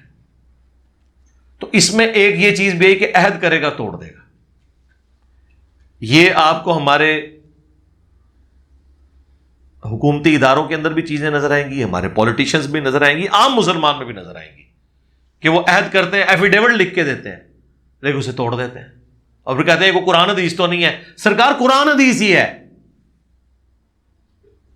قرآن حدیث جب آپ کو کہہ رہا ہے کہ آپ نے عہد نہیں توڑنا، اور عہد توڑنے کے لیے یہ نہیں ہوتا کہ میں وعدہ کرتا ہوں. لوگ یہ بھی سمجھتے ہیں جی میں نے آپ سے کہا ضرور تھا، وعدہ نہیں کیا تھا. پتہ نہیں کتوں گل کٹی ہے. بھئی جب میں آپ سے کہتا ہوں کہ میں منگل کے دن فلاں جگہ پہ آپ سے فلاں جگہ ملوں گا، تو اس کا مطلب ہے میں نے آپ سے وعدہ کیا. یہ جو آپ بعد میں بکواسیات ارشاد فرماتے ہیں نا کہ میں نے وعدہ نہیں کہا تھا صرف کہا تھا، یہ اس ٹائم آپ ارشاد فرما لینا کہ جی میں منگل والے دن وہاں آؤں گا لیکن میں وعدہ نہیں کرتا. تو اگلا بندہ آپ کو کہے گا یار خدا دا نہ آئی ہو مروانا نہیں منو، یا آپ نہ مر جائیں، پہنچنا ہی نہیں تو وارنٹ نکل جان گے. جی اب ہمارے کئی دفعہ کیسز چل رہے تھے، حالانکہ ہم وکٹم خود ہیں. آپ کو پتا ہے وہ سمن جب نکلتے ہیں نا، 2 دفعہ مرڈر اٹیمپٹ ہوئی ہے تو اس کے جب سمن نکلتے تھے وہ 1-1.5 سال تک تو گواہیاں ہی نہیں پڑی. الٹیمیٹلی خیر وہاں تک نوبت نہیں، ہم نے معاف کر دیا تھا. دوسرا کیس بھی چل رہا ہے. تو اب وہ جس نے جرم کیا ہوا اس کے تو سمن نکلتے ہی نکلتے تھے، اور میرے اور عثمان بھائی کے بھی نکلتے تھے کیونکہ یہ گواہ تھے بیچ میں. تو جتنی فکر اس کو ہوتی تھی کورٹ میں پیش ہونے کی ہمیں بھی ہوتی تھی. دیکھیں ہم ایک طرف مظلوم، اوپر سے اگر ہم وہاں پہ حاضری پہ نہ پہنچ سکے تو ہمارے بھی وارنٹ نکل جاتے تھے کہ آپ عدالت کے سامنے پیش نہیں ہوئے. ظاہر قانون تو اندھا ہوتا ہے نا، قانون تو ایسا ہے نا. تو پھر جب یہ بات کی جائے گی، اب میں عثمان بھائی کو رات کو فون کر رہا ہوں، جی عثمان بھائی صبح تاریخ ہے جی پہنچنا ہے. اب عثمان بھائی مجھے کہتے ہیں ٹھیک ہے جی میں 8 بجے وہاں پہنچ جاؤں گا، اور یہ 8 بجے نہ پہنچے، ان کے وارنٹ نکل جائیں اور یہ مجھے کہیں کہ جناب میں نے یہ کہا تھا آؤں گا، میں نے یہ تو نہیں کہا تھا، میں نے وعدہ کیا ہے. سرکار یہ وعدہ ہی ہوتا ہے. یہی بات اگر مجھے وہ رات کو کرے کہ میں 8 بجے کوشش کروں گا لیکن میں کوئی پکی بات نہیں کرتا، میں نہیں پہنچوں گا، میں کہوں گا پھر ٹھیک ہے وہ سنتری لین گے تنو آپ بھائی. تو یہ ساری باتیں بعد میں لوگ کرتے ہیں، یہ پہلے کرنی ہوتی ہیں. جب آپ کسی کو زبان دے دیتے ہیں نا، پھر زبان سے آپ نے پیچھے نہیں ہٹنا ہوتا. یہ ذہن میں رکھیں، وہ پھر دین ہوتا ہے. پھر یہ نہیں کہا جاتا کہ یہ جناب قرآن حدیث تو نہیں ہے، یہ تو آئین ہی ہے، اسے ہم نے ردی کی ٹوکری میں پھینک دیا تو کیا ہوا. بھائی جب آپ نے آئین کی وفاداری کا حلف اٹھا لیا نا کاکول اکیڈمی میں کہ میں سیاست میں حصہ نہیں لوں گا، تو اب کسی فوجی کا کام یہ نہیں ہے کہ وہ پالیٹکس میں حصہ لے اپنی جاب کے دوران. یہ وہ بات ہے جو ہم ہمیشہ سے کہتے ہیں کہ ہر ادارے کو اپنا کام کرنا چاہیے. لیکن اس بات کی وجہ سے پی ٹی آئی والے ہمیں گالیاں نکالتے تھے کہ جی آپ اداروں کے خلاف بولتے ہیں. اداروں کے خلاف نہیں، اداروں کے حق میں بول رہے ہیں. اگر میں کسی مسلمان کو کہوں کہ 5 وقت نماز پڑھ، اس کے بغیر تو مسلمان نہیں ہے، تو میں اس مسلمان کے یا اسلام کے خلاف بول رہا ہوں یا اسے اس کا عہد یاد کروا رہا ہوں کہ جس کی بنیاد پہ وہ مسلمان ہے. عہد یاد دلا. تو اس طرح اگر ہم کسی ریاستی ادارے سے کہیں کہ آپ کا کام نہیں پالیٹکس میں آنا، تو ہم اس کو اس کا حلف یاد کروا رہے ہیں، یہ تو اس کے ساتھ خیر خواہی کر رہے ہیں. تو اب پی ٹی والوں کو بھی سمجھ آ گئی ہے. اب وہ ہمارا ویژن آگے لے کے چل رہے ہیں. عمران خان صاحب اس وقت ہمارا ویژن آگے لے کے چل رہے ہیں. یہ ہم نے بات اس وقت کی تھی کہ ایسا نہیں ہونا چاہیے، لیکن اس وقت وہ ان کی فیور میں ریاستی ادارے کام کرتے تھے ان کی حکومت کو مضبوط کرنے کے لیے، تو انہیں اچھا لگتا تھا. آج وہ کہتے ہیں نہیں نیوٹرل تو جانور ہوتا ہے. پھر کبھی کہتے ہیں آپ نیوٹرل ہی رہیں، ٹھیک ہے، اور مجھے اپنا کام دکھانے دیں. تو یہ بات ہے، جب انسان کو خود اپنے مفادات کے حوالے سے کہیں ضرر پہنچتی ہے تو پھر انسان کو باتیں سمجھ آ جاتی ہیں. تو عہد پورا کرنا ہوتا ہے، یہ ایک فوجی کا عہد ہے. اسی طریقے سے ایک پولیٹیشین کا عہد ہے، جب وہ حلف اٹھاتا ہے. آپ ذرا ان کے حلف سنیں، وزیر اعلیٰ کا، وزیر اعظم کا، کہ میں اپنے ذاتی مفاد کے اوپر ملک کے مفاد کو ترجیح دوں گا. یہ جملہ اس میں بولتے ہیں، اور اللہ کے فضل سے، بلکہ کہنا چاہیے اللہ کے غضب سے، جب کبھی ان کا ذاتی مفاد آڑے آیا انہوں نے ملک کو قربان ہی کیا، الا ماشاء اللہ. ہمیشہ نہیں ایسے ہوا، کبھی کبھار واقعی لوگ دلیری سے کھڑے بھی ہوئے ہیں، ایبسولوٹلی ناٹ کہہ کے. اور ایبسولوٹ ناٹ جو ہے نا، وہ صرف عمران خان صاحب نے نہیں کہا، وہ بھی ایسی بات کے اوپر جو ان سے کہی نہیں گئی تھی، صرف ایک انٹرویو میں پوچھی گئی. بعد میں انہوں نے خیر مان لیا کہ میں نے، مجھ سے اڈے نہیں مانگے گئے تھے، وہ تو انٹرویو میں بات ہوئی تھی. تو اس سے پہلے بے نظیر نے بھی ایبسولوٹلی ناٹ کہا. پاکستان کا سارا میزائل پروگرام اس کا صدقہ جاریہ بے نظیر کے حق میں ہے. اس نے اپنی لائف سٹیک پہ لگا کے یہ سارے معاملات کیا. اب چونکہ میرا تعلق ایک سینسٹیو آرگنائزیشن سے، اس لیے میں اس سے آگے ڈسکلوز نہیں کر سکتا. البتہ نیٹ کے اوپر وہ پوری تفصیلات موجود ہیں، کس طریقے سے پاکستان میں ٹیکنالوجی ٹرانسفر ہوئی ہے. اسی طریقے سے اس سے پہلے نواز شریف صاحب نے جب اٹامک بلاسٹ کیے تھے، اس وقت انہوں نے بھی امریکہ کو ایبسولوٹلی ناٹ کہا. اس سے پہلے ضیاء الحق صاحب نے بھی، اس سے پہلے ذوالفقار علی بھٹو جنہوں نے بنیاد رکھی. ہر بندے میں خوبیاں اور خامیاں موجود ہوتی ہیں، لیکن اوور آل ہم نے دیکھا ہے کہ زیادہ تر ہمارے لیڈرز، چاہے ریاستی اداروں میں ہیں چاہے پولیٹیشنز میں ہیں، انہوں نے اپنے ذاتی مفادات کو ترجیح دی ہے حکومت اور عوام کے مفادات کے اعتبار سے. حالانکہ وہ اپنے حلف میں وہ یہ بات نہیں کر رہے ہوتے، بالکل اس کے الٹ بات کر رہے ہوتے ہیں، اور عمل جو ہے وہ کچھ اور کر رہے ہوتے ہیں. اور پھر اینڈ پہ کہتے ہیں وہ قرآن و حدیث تو نہیں تھا. یار جب آپ نے ڈکلیئر کیا تھا کہ میں پرائم منسٹر ہاؤس کو یونیورسٹی بنا رہا ہوں، تو آج اگر میں آپ سے پوچھتا ہوں کہ کوئی ایک اسٹوڈنٹ بھی پڑھ کے فارغ ہوا ہے وہاں سے، تو آگے سے آپ سیکھ پاؤ گے نہیں میں یہ قرآن و حدیث تو نہیں تھا. یار ہم تو آپ کو اپنا لیڈر مان رہے تھے نا، کہ 3.5 سال میں ایک بیچ تو فارغ ہوا ہوگا. یہ صرف علامتی آپ نے ڈکلیئر کیا. گورنر ہاؤس گرا کے آپ نے وہ بچوں کے کھیلنے کے وہاں پہ گراؤنڈ بنانے تھے، کوئی ایک گراؤنڈ بنایا. کل میں سن رہا تھا وہ پرائم منسٹر صاحب ایکس ہمارے دیر میں تھے، وہاں وہ کہہ رہے تھے کہ میں وزیر اعلیٰ سے کہتا ہوں یہ پہاڑ گرا کے نا یہاں ایک کھیلنے کے لیے گراؤنڈ بنائے. سرکار 3.5 سال آپ رہے ہیں، کتنے گراؤنڈ آپ نے بنائے ہیں؟ اب تو آپ رہے بھی نہیں ہیں، پھر آپ کو وہی گراؤنڈ یاد آنا شروع ہو گئے ہیں. تو وہی بات ہے کہ آپ دعوے ضرور کرتے ہیں لیکن اس کے اوپر آپ عمل نہیں کرتے. یہ جب ہمارے یہ موجودہ پرائم منسٹر صاحب شہباز شریف صاحب کے پی میں گئے اور وہاں انہوں نے اناؤنسمنٹ کی ہے کہ جی کل تک اگر آٹا سستا نہ ہوا تو میں اپنے کپڑے بیچوں گا. تو ہمیں تو نہیں، ہم نے تو وہ خریدنے تھے کپڑے.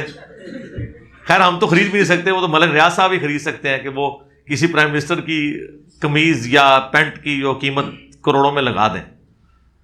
تو وہ ہمیں سامنے نظر تو کوئی نہیں آیا. باتیں، دعوے اور جملے سنے آپ، پریکٹیکلی کوئی عمل نہیں ہوتا.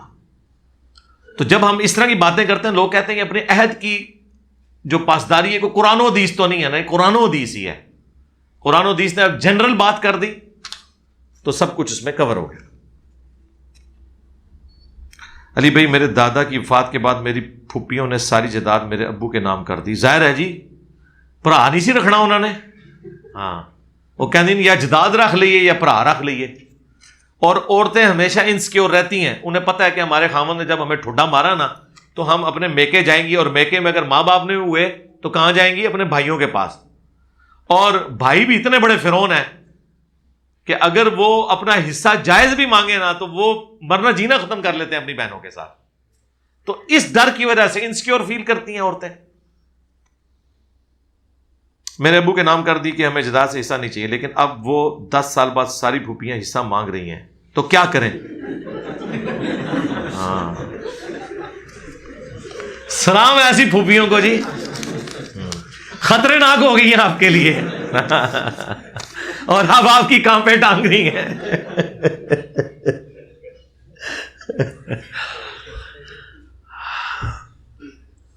تو قانوناً اگر انہوں نے آپ کو لکھ کے دے دیا ہوا ہے تو دنیا کی کوئی عدالت اب آپ کی پھوپھیوں کو حصہ تو نہیں دلوا سکتی.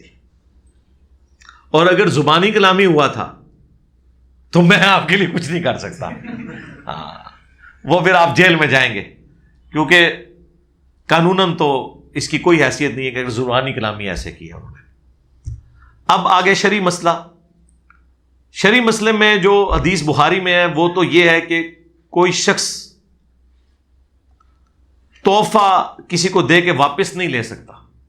وہ اس کتے کی مانند ہے جو تھوک کر چاٹ لے، سوائے باپ کے کہ وہ اپنی دی ہوئی اولاد کو دیا ہوا تحفہ واپس لے سکتا ہے. لیکن وہ تحفہ دیا واپس لے سکتا ہے، آگ نہیں کر سکتا. باپ کے مرنے کے بعد خونی رشتہ کو ختم نہیں ہو جانا، چاہے ماں باپ نے نکالا بھی ہو کسی کو گھر سے. اسلام میں وہ رشتہ ختم نہیں ہوتا، چونکہ اسلام میں جائیداد کا مالک اللہ ہے. وہ ٹرانسفر ہوگی اولاد میں، چاہے کمائی ماں باپ نے ہوئی ہے، وہ ٹرانسفر ہونی ہے، آگ نہیں کر سکتے. اب یہاں پر شرعی طور پر بہتر تو یہی ہے کہ آپ اپنی پھوپھیوں کو وراثت میں حصہ دے دیں، ان کے لیے بھی کوئی ہیلپ ہو جائے گی. البتہ شرعی اعتبار سے چونکہ وہ خود اپنی مرضی سے، اگر گن پوائنٹ پہ نہیں، مرضی سے انہوں نے لکھ کے آپ کو دیا ہوا ہے، تو شرعی اعتبار سے وہ واپس لے نہیں سکتی اس طرح دیا ہوا گفٹ، کیونکہ وہ باپ تو نہیں ہے، بہرحال بہنیں ہیں. تو ایک دوسرے کو دیا ہوا گفٹ اس طرح واپس نہیں دیا جا سکتا. ایون قرآن میں ہے کہ تم نے بیویوں کو جو حق مہر دیا نا، ڈھیروں ڈھیر سونا، اگر طلاق ہو جائے تو وہ بھی ان سے واپس نہ لو. اسلام میں یہ چیز ناپسندیدہ ہے. الا یہ کہ اگر کوئی عورت خود اپنی مرضی سے خلا لینا چاہے تو وہ قرآن میں ہے کہ پھر کنسنسس کے ساتھ وہ حق مہر طے کر لے کہ ہاں اتنا حق مہر میں تمہیں واپس کرتی ہوں، اتنا میں رکھ لیتی ہوں، اس کے عوض تم مجھے آزاد کر دو، یا تنسیخ نکاح ہو جائے، وہ ایک الگ معاملہ. اب شرعی اعتبار سے تو اگر انہوں نے اپنی مرضی سے لکھا تھا، اور اگر انہوں نے ایسے لکھا تھا کہ اس وقت آپ کے ابو خطرے ناک ہوئے تھے اور بہنوں نے کہا کہ ٹھیک ہے یار جان چھڑاؤ، یہ لڑے گا ہمارے ساتھ، اسی کو لکھ دیں، یا بہنوں کے پاس صرف کاغذ ہی آیا، ان بیچاریوں نے اس وقت اسی طریقے سے ہی کر دیا، پھر تو آپ کو دینا چاہیے. میں نے ہر آپشن اس حوالے سے کلیئر کر دیا. شرعی اعتبار سے تو قرآن کا یہ حکم ہے کہ آپ نے وراثت میں عورت کو حصہ دینا ہے، اور اس میں یہ کیا کریں کہ حصہ دینے کے بعد معاف کروایا کریں، پہلے نہیں. میں دیکھتا ہوں نا کوئی اپنی بہن کو 10 لاکھ روپیہ کیش لا کے دے، اس بہن کے بچے اس کا خاوند اجازت نہیں دے گا. پلیے لوگ کے عقل تیری کام کر دی ہے بھائی. اگر اس کو 10 لاکھ مل رہا ہے تو 20 لاکھ تو اس کے بھائی کو بھی ملا ہوا ہوگا نا، تو کوئی نہیں دینے دیتا. تو یہ حرکت نہیں کرنی چاہیے. پہلے ہی آپ کے ابو نے غلط کام کیا تھا، نہیں کرنا چاہیے تھا. ارے بھائی ایک شہید 70 لوگوں کو جنت میں لے کے جائے گا، اس حدیث کی حقیقت بتا دیں، یہ ضعیف روایت ہے. اللہ کرے جی لوگ خود بھی جنت میں چلے جائیں، یہ بہت بڑی بات ہے. تو باقی شہید، انبیاء، صالحین، یہ بخاری مسلم میں حدیث ہے کہ جب انبیاء سفارش کریں گے اس کے بعد اللہ تعالیٰ فرشتوں کو، نیک لوگوں کو، شہداء کو بھی اجازت دے گا کہ وہ بھی سفارش کریں، لیکن اللہ کے اذن کے ساتھ. تو جنرل یہ بات درست ہے، صرف شہید نہیں، صحیح العقیدہ علماء، محدثین، علماء جو ربانی علماء ہیں، جو یعنی علم کے مطابق عمل کرنے والے ہیں، لوگوں کے پیٹ چیرنے والے اور غلط عقائد شرکیہ مبنی سکھانے والے نہیں ہیں، یہ بھی شفاعت کریں گے. وہ تو ہے بخاری مسلم میں، میرا عقیدہ شفاعت والا کلپ دیکھ لیں. میں آپ کا ایک بیان سنا جس میں آپ کہہ رہے تھے کہ ہمیں جہاد نہیں کرنی چاہیے کیونکہ ہم حکومت کو ٹیکس دیتے ہیں اور اس کے ذمہ دار افواج اور ہمارے دوسرے ادارے ہیں، کیا ہم مسلم نہیں، کیا ہم پر جہاد لازم نہیں؟ اس کا بھی جواب میں نے اس میں دیا تھا میرے بھائی کہ حضرت عمر نے اپنے دور میں کتنی جنگیں لڑی ہیں. قادسیہ اور یرموک خود تو نہیں لڑی، حضرت علی بھی نہیں گئے، وہ مدینہ شریف میں ہوتے تھے، آپ فوجیں روانہ کرتے تھے، سارے مسلمان جا کے نہیں لڑتے تھے. نبی علیہ السلام کی زندگی میں مین پاور کی کمی تھی تو اس وقت نفیر عام ہوئی غزوہ تبوک کے موقع پر کہ جو رسول اللہ کے ساتھ نہیں جائے گا سوائے بچوں کے، مریضوں کے اور عورتوں کے تو منافق شمار کیا جائے گا. اس سے پہلے اور اس کے بعد کبھی بھی نفیر عام نہیں ہوئی. آپ اپنے شوق سے جہاد ضرور کریں, اس کے لیے ٹھیک ہے آپ فوج میں بھرتی ہوں. تو میں نے یہ کب کہا ہے کہ جہاد آپ نے نہیں کرنا. میں نے یہ کہا تھا کہ آپ کے بہاف پہ فوج کر رہی ہے اور آپ انہیں ٹیکس دے رہے ہیں, یہ آپ کی ذمہ داری ہے, وہ آپ کی طرف سے فرض ادا ہو رہا ہے. میں نے ایک پوری ڈاکٹرین بیان کی تھی, بیت المقدس کے اوپر میری ویڈیو آئی ہے, وہ آپ دیکھ لیں.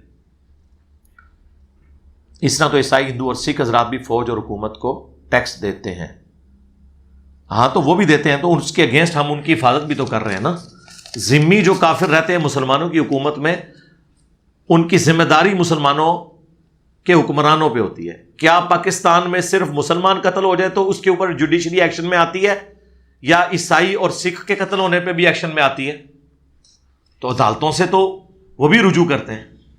ان کی زندگی بھی تو یہاں پہ الحمدللہ امن کے ساتھ گزر رہی ہے. اکا دکا جو واقعات ہوتے ہیں وہ تو مسلمانوں کے ساتھ بھی ہو رہے ہیں. اوور آل ہمارے محلے میں ہی, یعنی میری جو گلی ہے اس سے بیک سائڈ کے اوپر سارے کرسچنز رہ رہے ہیں.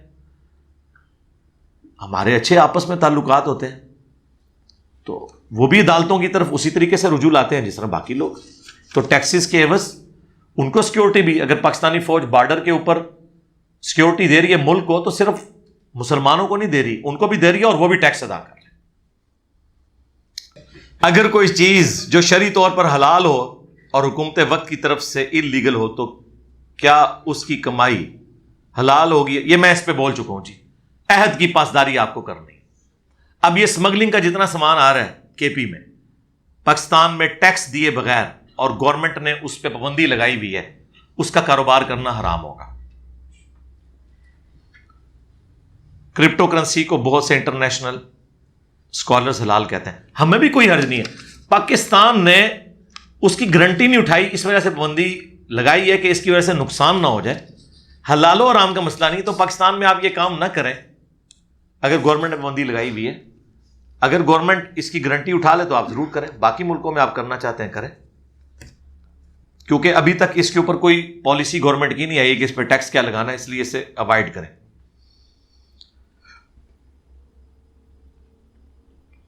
اگر کسی میاں بیوی نے بچہ اڈاپٹ کیا تو کیا وہ بڑا ہونے کے بعد محرم ہوگا یا نامحرم؟ ہسپتال میں کوئی بچہ پیدا ہوتے ہی چھوڑ گیا تو بڑا آسان طریقہ ہے. میں نے اس کے اوپر بتایا کہ اب نو مولود جو بچہ ہے 2 سال کی عمر تک تو آپ اسے اپنا محرم بنا سکتے ہیں. آج کل ایسی ادویات آ گئی ہیں مارکیٹ میں, ایسے ٹیکے آ گئے ہیں, ڈاکٹر سے آپ لکھوا لیں. عموماً اس طرح کے جو ٹیکے ہیں وہ مارکیٹ میں عام نہیں ملتے بغیر پریسکرپشن کے. تو اس ٹیکے کو لگانے سے عورت کا دودھ اتر آتا ہے. تو مسلم شریف میں حدیث ہے کہ 5 مختلف مواقع کے اوپر اگر آپ دودھ پلا دیں کسی بچے کو تو رضائی رشتہ اسٹیبلش ہو جاتا ہے. تو اس طریقے سے دودھ اتر آئے اور لاوارث بچہ آپ نے جو لیا ہوا ہے تو نو مولود بچہ ہے 2 سال کی عمر تک اسے پلا سکتے ہیں. بخاری مسلم میں حدیث ہے کہ رضاعت کا رشتہ بھوک کی عمر تک ہے, اور بھوک کی عمر 2 سال ہے, وہ قرآن میں بھی آئی ہے. اس کے اندر اس طریقے سے آپ رضاعت کا رشتہ اسٹیبلش کر سکتے ہیں. ادروائز نامحرم والا معاملہ تو رہے گا. اسی طریقے سے میں کہتا ہوں یہ لے پالک جو بچے ہیں, اگر کسی مرد نے اپنے رشتہ داروں سے لینا ہے تو وہ اپنی بھانجی یا بھتیجی لے لے تاکہ وہ اس کی محرم ہو, اور اس کی بیوی سے اس کا پردہ ویسے ہی نہیں ہوگا کیونکہ وہ فیمیل ہوگی. اور اگر اس کی بیوی نے کوئی لے پالک بچہ لینا ہے تو وہ بھتیجا اور بھانجا لے, وہ میل ہے, اس کا اس کے خامن سے کوئی پردہ تو نہیں ہوگا. اور جو اس کی ماں ہوگی منہ بولی آلریڈی وہ اس کے لیے محرم ہوگی, کیونکہ یا تو وہ اس کی خالہ ہوگی یا اس کی پھوپھی ہوگی. کیا نماز مسلک کی ہوتی ہے؟ بغیر مسلک نماز ہو سکتی ہے؟ نماز تو اللہ کے لیے پڑھی جاتی ہے اور اس کا مسلک سے کوئی تعلق نہیں ہے. مسلک تو اس صورت میں بن گیا نا جب نماز محمدی کی بجائے آپ نے نماز حنفی لکھنی شروع کر دی. تو نماز محمدی کسی مسلک کی نہیں ہے, وہ اللہ کے نبی علیہ السلام کی تعلیم کی ہوئی نماز ہے. نماز آپ کسی کے پیچھے بھی پڑھ سکتے ہیں. نماز کی بیسک سٹرکچر تمام مکاتب فکر کی سیم ہے. بریلوی, دیوبندی, اہل حدیث, شیعہ, تمام لوگ اللہ اکبر کہہ کے نماز شروع کرتے ہیں. قیام میں سورہ فاتحہ اور سورت ملاتے ہیں. قیام کے بعد رکوع کرتے ہیں, رکوع کے بعد سیدھے کھڑے ہوتے ہیں, پھر 2 سجدے کرتے ہیں, ہر 2 سجدوں کے درمیان بیٹھتے ہیں, 2 رکعتوں کے بعد بیٹھتے ہیں, 4 رکعتوں کے بعد سلام پھیرتے ہیں, یا 2 رکعت والی نماز ہے تو 2 کے بعد سلام پھیرتے ہیں. چاہے وہ سلام پھیر کے خروج بالسمع ہی کریں یا بغیر سلام پھیرے نماز کو مکمل کرتے ہیں. بیسک سٹرکچر سارے مسلمانوں کی سیم ہے. البتہ رفع الیدین کے ساتھ نماز پڑھنا یہ نبی علیہ السلام کی سنت دائمہ, متواتر اور مسلسل ہے. اسلام میں جہاد کن حالات میں فرض ہوتا ہے, اس کے اوپر میں کافی دفعہ بول چکا ہوں. آپ بیت المقدس میری ویڈیو دیکھ لیں, اس میں نے جہاد کے حوالے سے تفصیلی گفتگو کی ہے. اسلام میں کون سا نظام حکومت ہونا چاہیے, خلافت یا جمہوریت؟ خلافت کے مقابلے پہ جمہوریت نہیں ہے, خلافت کے مقابلے پہ ملوکیت ہے.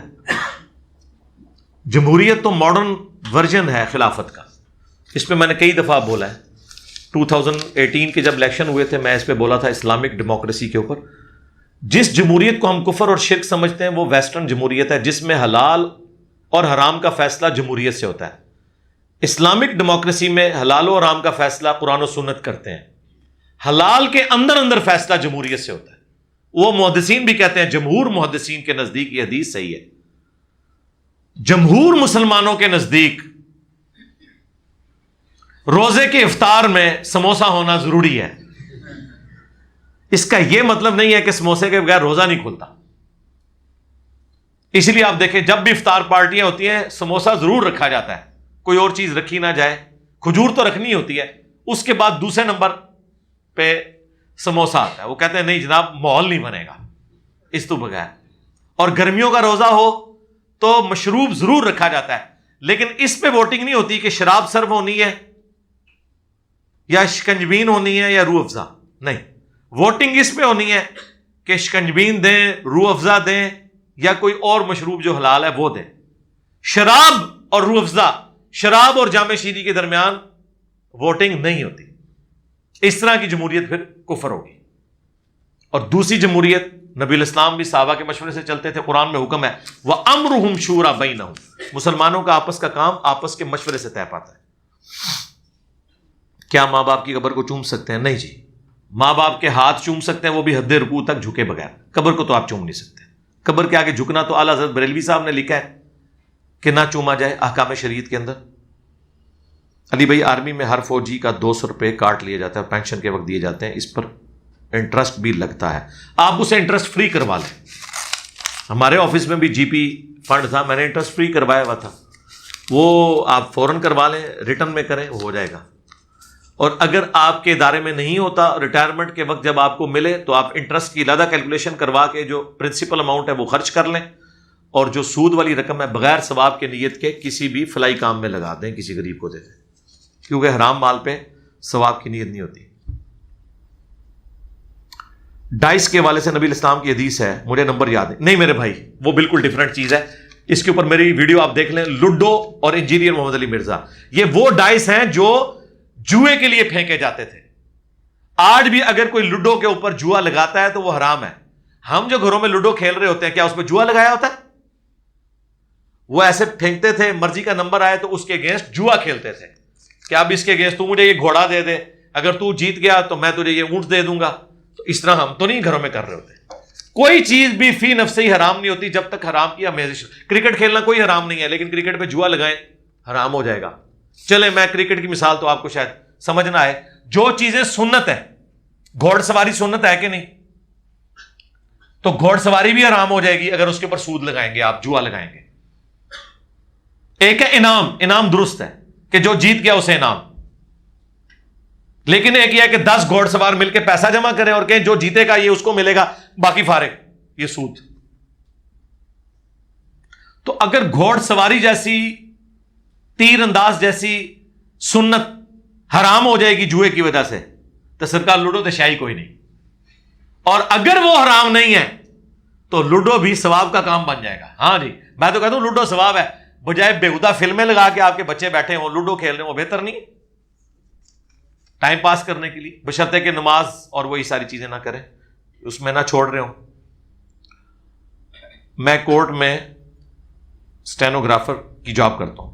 اس میں مجھے براہ راست جج کی ڈکٹیشن لینی ہوتی ہے, اور جو جج لکھواتے ہیں لکھنا پڑتا ہے. اگر وہ غلط فیصلہ لکھوا دیں جانتے ہوئے بھی لکھنا پڑتا ہے. پہلی بات ہے میرے بھائی, آپ جج کی سیٹ پہ نہیں ہیں, آپ کیسے جج کر رہے ہیں کہ یہ فیصلہ غلط ہوا ہے جب تک کہ آپ کے اندر وہ کمپیٹنسی نہیں ہے؟ ہاں کہیں ہو سکتا ہے بالکل واضح چیزیں آئیں، جس طرح آج کل ہماری عدلیہ کے ڈیسیژن آ رہے ہوتے ہیں، ایک بندہ جرم کرتا ہے اس کے لیے اور ڈیسیژن، دوسرا کرتا ہے تو بالکل اور ڈیسیژن آتا ہے، ٹھیک ہے، کوئی لاڈلا بنا ہوا ہوتا ہے، کوئی ذاتی دشمنی اس سے نبھا رہے ہوتے ہیں، اس میں تو واقعی نظر آ رہا ہوتا ہے، ایک ہی کیس میں ایک صادق اور امین ہو جاتا ہے اور دوسرا پوری زندگی کے لیے نااہل ہو جاتا ہے، اور پھر جب کبھی پریشر پڑے تو دوبارہ سے وہ صادق امین ہو جاتا ہے۔ تو یہ اس طرح کے معاملات، آپ اس چیز کے پابند ہیں کہ جو آپ کی ڈیوٹی ہے، اس گناہ کا وبال اس کے اوپر ہوگا، آپ کے اوپر نہیں ہوگا۔ ڈاکٹر اسرار رحمۃ اللہ علیہ کے سیکرٹری اور تنظیم اسلامی کے سابقہ ناظم اعلیٰ سے ملاقات میں دعوت کے حوالے سے بات ہوئی تو انہوں نے مشورہ دیا کہ آپ کسی ایک فیلڈ کو چن کر اس میں دعوت کا کام کریں، ایک ساتھ کئی موضوع پر دعوت کرنا مشکل ہے، اس حوالے سے آپ کا موقف کیا ہے؟ بالکل ٹھیک ہے، میں تو ڈاکٹر اسرار صاحب کی اس بات کو انڈورس کرتا ہوں کہ جو آپ کا کوالٹی والا ایریا ہے اسے آئیڈینٹیفائی کریں۔ ڈاکٹر اسرار صاحب نے خود قرآن کالج میں ایک لیکچر دیا تھا 80s میں، اس کی ویڈیو اپلوڈ ہے یوٹیوب پہ۔ انہوں نے کہا کہ میں نے جب اپنے اوپر غور کیا تو میں نے یہ طے کر لیا کہ میں مودودی صاحب جیسا لکھاری نہیں بن سکتا، اتنی رائٹنگ پاور میرے میں نہیں ہے، البتہ مجھے اللہ نے سپیکنگ پاور دی ہے تو میں اپنے گفتگو سے یا تقریر سے امت تک دین کا کام پہنچا سکتا ہوں۔ تو دیکھیں وہ تفہیم القرآن جو ریٹن میں تھی اسے عروج ملا ہے ڈاکٹر اسرار کے بیان القرآن ویڈیو میں ریکارڈ ہونے کی وجہ سے۔ اس سے مراد یہ ڈاکٹر اسرار صاحب نہیں جو ڈمی میوزیم سے آئے ہوئے ہیں، وہ اوریجنل والے ڈاکٹر اسرار صاحب، ٹھیک ہے، ان کو بھی ہم نے اپنے استاد کی یاد کے لیے یہاں رکھا ہوا ہے الحمدللہ، ٹھیک ہے۔ تو بالکل آپ کی جو کوالٹی ہے، اگر آپ اچھے سافٹ ویئر میں کام کر سکتے ہیں تو آپ تھم نیل ڈیزائن کریں، ویڈیوز کی ایڈیٹنگ کریں، اگر آپ ٹرانسلیٹ کر سکتے ہیں تو آپ انگلش سب ٹائٹل کے ساتھ چڑھائیں، آپ شیئرنگ اچھی کر سکتے ہیں اس سے کریں، پوسٹ اچھی بنا سکتے ہیں تو آیات اور احادیث، لیکن وہ کسی کو چھیڑنے کے لیے نہ ہو۔ اگر آپ نے بریلویوں کو آیت شیئر کرانی ہے تو بے شک ان کے عقیدے کے خلاف کروائیں، لیکن نیچے لکھیں اعلیٰ حضرت کا ترجمہ، اشرف تھانوی کا نہ لکھیں، مہربانی کرو۔ سانپ بھی مرے اور لاٹھی بھی بچے۔ اگر بیوی شوہر سے جھگڑے کے دوران اپنے منہ سے یہ کہہ دے کہ میں کافر ہوں نعوذ باللہ، تو اس میں کیا وہ کافرہ ہو جائے گی؟ وہ کن معنوں میں کافر کہہ رہی ہے؟ اگر وہ کفر سے مراد لے رہی ہے کہ میں آپ کی ناشکری ہوں تو وہ تو ہیں زیادہ تر، ٹھیک ہے۔ تو اگر وہ کفر سے مراد واقعی اسلام چھوڑنے والا کفر کہہ رہی ہے تو ظاہر نکاح ٹوٹ گیا جی، وہ کافر بھی ہو گیا، اسے کلمہ پڑھا کے آپ مسلمان کریں گے اور تجدید نکاح ہوگا۔ اس کے لیے ڈنڈورا پیٹنے کی ضرورت نہیں ہے، ورنہ یہ نہ ہو کہ کوئی مذہبی جماعت کے لوگ اپنی جنت پکی کرنے کے لیے آپ کے گھر پہنچ جائیں۔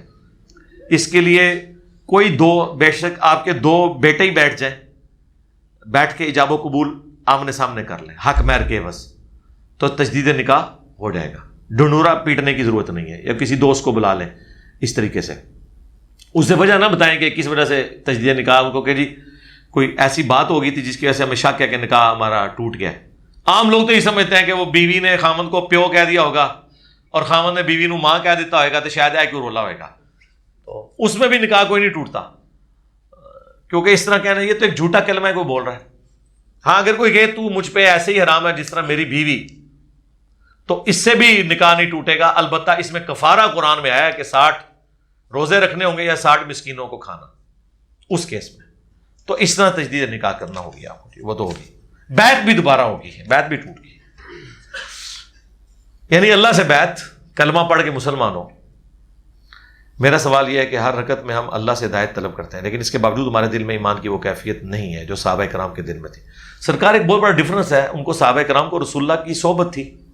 مسلم شریف میں تو یہاں تک حدیث ہے، ایک صحابی جو کہتے ہیں کہ میں منافق ہو گیا، راستے میں حضرت ابو بکر ملے، ان کا کیا ہوا؟ ان کا جب حضور کے پاس بیٹھے ہوتے ہیں لگتا ہے کہ یہ جنت اور یہ جہنم، گھر جا کے بیوی بچوں میں جب جاتے ہیں تو وہ کیفیت نہیں ہوتی۔ تو حضرت ابو بکر نے کہا یہ تو حال میرے ساتھ بھی ہے، تو سرکار اگر آپ کے ساتھ ہے تو گھبرانا نہیں ہے، آپ نے گھبرانا نہیں ہے۔ حضور کے پاس روتے دھوتے ہیں یا رسول اللہ، آپ فرمایا ہر وقت تو یہ حالت نہیں رہ سکتی نا، کبھی اوپر کبھی نیچے، اور اگر ہر وقت یہ حالت ہو تو فرشتے تمہارے سے مصافحہ کریں آگے۔ انسان کو اللہ نے ایسا بنایا نہیں ہے۔ پھر نبی علیہ السلام کی صحبت، آپ کی موجودگی میں بھی صحبت اور باہر رہنے میں اتنا فرق تھا. تو آج تو ہم موجودگی اور غیر موجودگی والا بھی رولا نہیں ہے, غیر موجودگی ہے, تو ظاہر ہے کہ اس لیول کا ایمان آپ سے ڈیمانڈ بھی نہیں ہے. ہم ایسا کیا کریں کہ ہمیں ویسا ایمان نصیب ہو.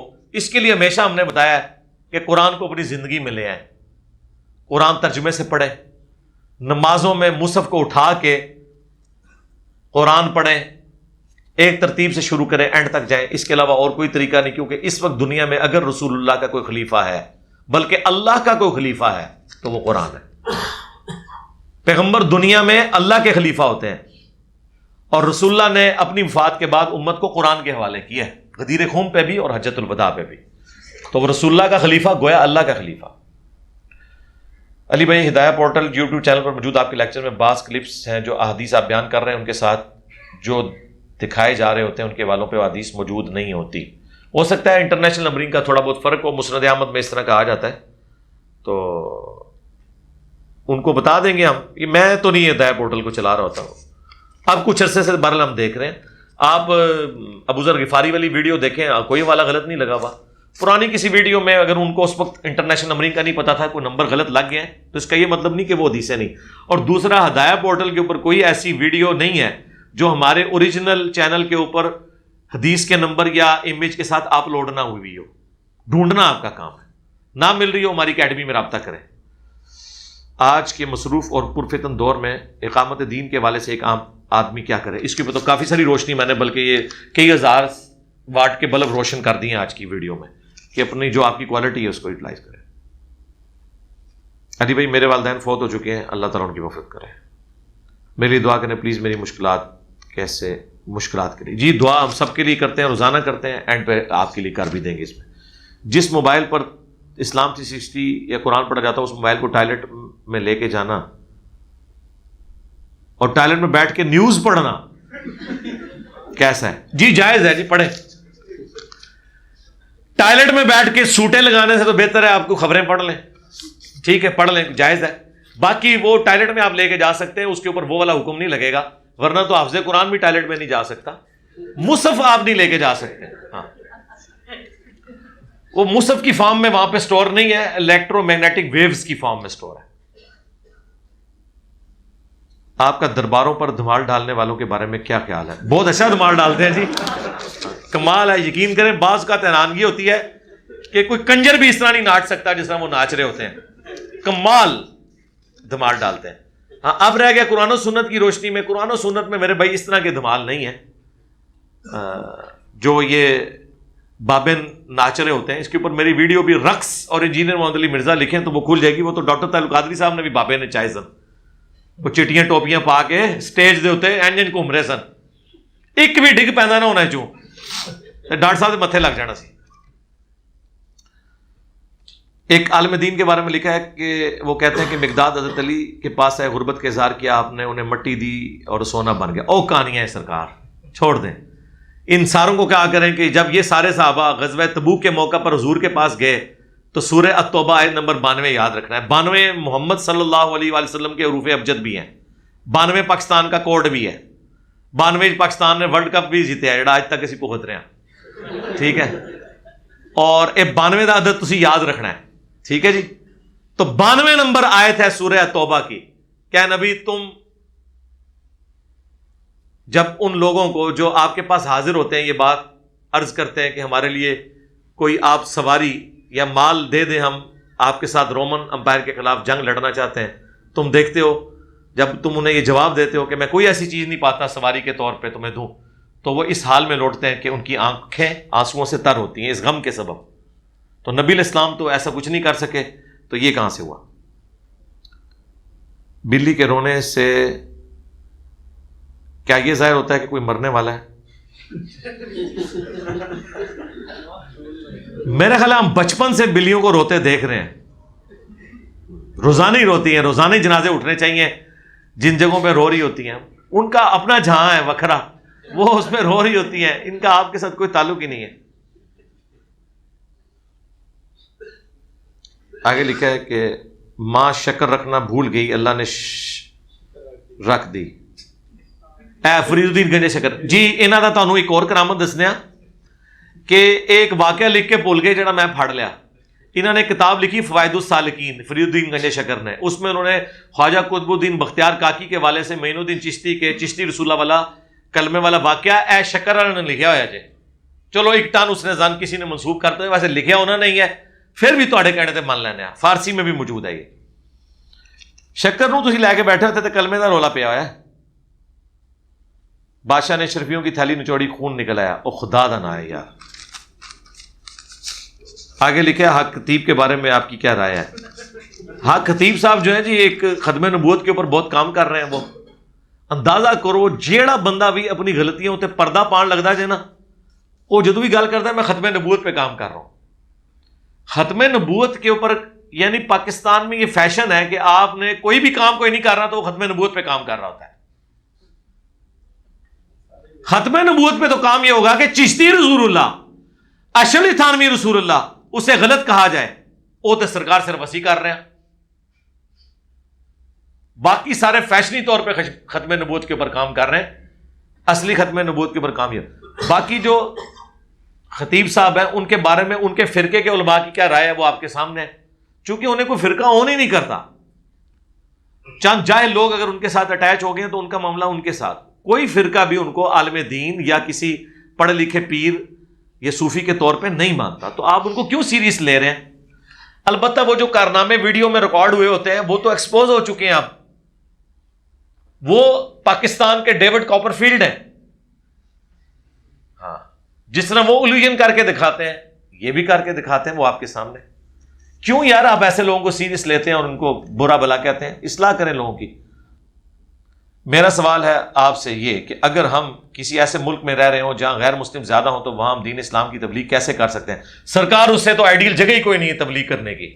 کیونکہ آپ کے جتنے مولوی بیچارے ڈرے ہوئے ہوتے ہیں وہ کدھر جا کے پناہ لیتے ہیں؟ بغداد شریف، ہاں اجمیر شریف، سعودی عرب شریف، ایران شریف نہیں جی، وہ جاتے ہیں یو کے شریف جی، اور جاتے ہیں نا امریکہ شریف. تو غیر مسلم ملکوں میں ایون آپ کے یہ جو ڈاکٹر فرحت ہاشمی کا وہ جو ہے نا الہدا انٹرنیشنل، یہ کینیڈا میں رجسٹر ہوا ہے. جس طرح ملکہ وکٹوریہ نے اہل حدیث فرقے کو رجسٹر کیا تھا. اور صرف اہل حدیث کو نہیں، دیوبند اور بریلوی کے مدرسے بھی ملکہ وکٹوریہ نے رجسٹر کیے ہیں. انہوں نے صرف اہل حدیث ہی نظر آتے ہیں. ظاہر انہوں نے رجسٹر کرنے تھے نا، یہ کوئی ایپ کی بات تو نہیں ہے. یعنی اگر ہم اپنی قرآن و سنت ریسرچ اکیڈمی اگر امریکہ میں رجسٹر کرائیں گے تو ظاہر ہے وہ آ کے ہم نے لاہور سے یا پنڈی سے تو نہیں یا اسلام آباد سے تو نہیں رجسٹر کرانی، وہ وہیں سے ہی کروائیں گے نا. تو اس میں کوئی ایپ والی کون سی بات ہے؟ ایپ والی بات یہ کہ اگر آپ ان کی تعلیمات لے کے چل رہے ہیں قرآن و سنت کے مقابلے پہ تو سر وہ تو آپ لے کے چل رہے ہیں. یہ اصولی اختلاف آپ کے ساتھ یہ ہے ہمارا. تو یہ اس میں کوئی مسئلہ نہیں. غیر مسلم ملک میں تو آئیڈیل ہے، وہاں پہ آپ غیر مسلم ملکوں میں رہ کے تبلیغ. اچھا یہ سمجھ رہے ہوں گے کہ ہم غیر مسلموں کو کیسے تبلیغ کریں؟ سرکار پہلے آپ خود اسلام کا علم حاصل کر لیں. ہمارے نزدیک تو جتنے غیر مسلم ملکوں میں جاتے ہیں لاکھوں میں کوئی ایک ہوتا ہے جسے اپنے بھی دین کا پتہ ہو، چاہے جائے کہ وہ دوسروں کو جا کے بتائے گا. آپ خود علم حاصل کریں پھر ضرور تبلیغ کریں. اس کے لیے پراپر کورسز ہیں. بھی ڈاکٹر ذاکر نائک نے بھی جس اسکول سے کورس کیا تھا احمد دیدات صاحب کے، وہ آج بھی کرسچینٹی کے اوپر کورسز کرواتے ہیں. آن لائن بھی کورسز شاید ان کے اویلیبل ہوں. باقاعدہ وہ سکھاتے ہیں کہ کرسچنز نے یہ بات کرنی ہے تو آپ نے ان کو ان کی کتاب سے کیا حوالہ دینا ہے. یہ وہ کام کر رہے ہیں. ہاں پاکستان میں اس طرح کے اسکول آپ کو نہیں ملیں گے. پاکستان میں آپ کو یہ بتائیں گے کہ اگر آپ حنفی ہیں تو آپ نے اہل حدیث کو رفع الیدین کی حدیث کا جواب کیسے دینا ہے. ہاں، اور اگر آپ اہل حدیث ہیں اور آپ کو کوئی 2812 پیش کرے تو آپ نے کس طرح گرگٹ کی طرح اپنے رنگ بدلنے ہیں. آپ کو یہ وہ سکھائیں گے کہ مار کو باغی جماعت قتل کرے گی، یہ حدیث آپ کے سامنے آ جائے تو آپ نے کس طرح آنکھیں بند کرنی ہے. یہ آپ کو سکھائیں گے. پرچیاں فنش. ہاں ہوں مجھے دسو کہ کوئی ایسا بندہ ہے جی پرچی تھے میں نہ پڑھی ہوئے؟ نہیں وہ پرچیاں چھوڑ دو نا سرکار. ہوں آؤ گے آخری رکعت اس تے کہو گے تکبیر اولا دا ثواب، نکلو ادھروں. وہ تو اللہ نہیں دیندا، میں کتوں دیاں گا؟ میں تو پھر بندہ وا. کہتے جی کولوں پرچیاں لکھی ہوندیاں نے. اے جناب ہر بار اتنی پرچیاں جڑیاں اے دیکھو ایڈے ایڈے تھدے ہوندے نے. ٹھیک ہے میں سارے کور کرنا.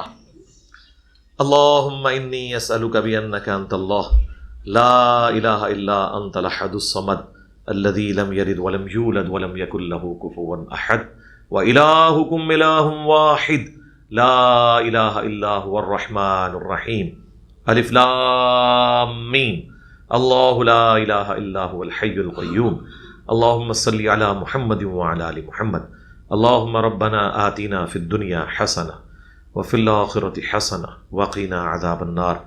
اے اللہ جن جن بھلائیوں کا سوال تیرے محبوب علیہ السلام نے تجھ سے کیا، ہمارے حق میں، ہمارے ماں باپ کے حق میں، ہمارے بیوی بچوں کے حق میں، پوری امت کے حق میں قبول و منظور فرما، اور جن جن چیزوں کے شر سے تیرے محبوب علیہ السلام نے تیری پناہ طلب کی، پوری دنیا کے مسلمانوں کو ان چیزوں کے شر سے اپنی پناہ عطا فرما، بالخصوص انڈیا، کشمیر، چائنا، فلسطین، یمن، عراق، شام، افغانستان کے مسلمانوں کو ان چیزوں کے شر سے اپنی پناہ عطا فرما۔ اللہم اغفر لحینا ومیتنا وشاہدنا وغائبنا وصغیرنا وکبیرنا وذکرنا وانثانا، اللہم من احییتہ منا فاحیہ علی الاسلام ومن توفیتہ منا فتوفہ علی الایمان، رب ارحمہما کما ربیانی صغیرا، رب ارحمہم کما ربیانی صغیرا۔ سبحان ربک رب العزة عما یصفون وسلام علی المرسلین والحمد للہ رب العالمین۔